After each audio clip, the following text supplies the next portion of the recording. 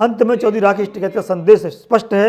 अगर सरकार ने इस अधिकार पत्र को नजरअंदाज किया तो यह आवाज प्रयागराज से निकलकर दिल्ली की दीवारों तक टकराएगी, क्योंकि किसान झुकता नहीं है, किसान लड़ना जानता है, हक मांगना जानता है और पहले लड़ चुका है, हक मांग चुका है, सरकार को झुका चुका है। प्रयागराज की धरती से आज एक बार फिर देश के अन्नदाता ने अपनी आवाज दर्ज कराई, जोरदार तरीके से आवाज उठाई।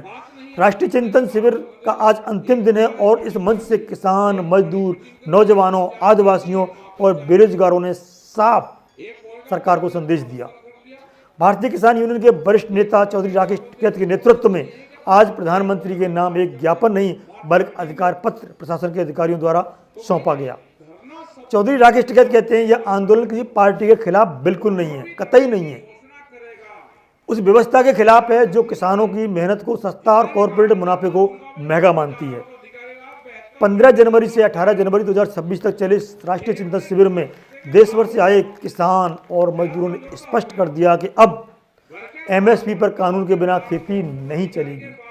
B2 लागत पर 50% मुनाफा और सभी फसलों की गारंटीड सरकारी खरीद देश की खाद्य सुरक्षा बुनियाद है। चौधरी राकेश टिकैत ने सरकार से सवाल किया, जब मंडियां बंद होंगी, निजी कंपनियों को खुली छूट मिलेगी तो किसान अपनी फसल लेकर कहां जाएगा, कहां पहुंचेगा, क्या करेगा? इस अधिकार पत्र में किसान और कृषि मजदूरों के लिए पूर्ण कर्ज माफी, सूक्ष्म वित्त कंपनियों की मनमानी पर रोक और ब्याज मुक्त ऋण की मांग प्रमुख करके रखी गई। बिजली बिल 2025 स्मार्ट मीटर और निजीकरण को किसान विरोधी बताते हुए खेती के लिए मुफ्त बिजली, बिल्कुल मुफ्त बिजली और हर परिवार को 300 यूनिट मुफ्त बिजली की मांग रखी गई। इस मांग पत्र में जो प्रधानमंत्री के नाम दिया गया।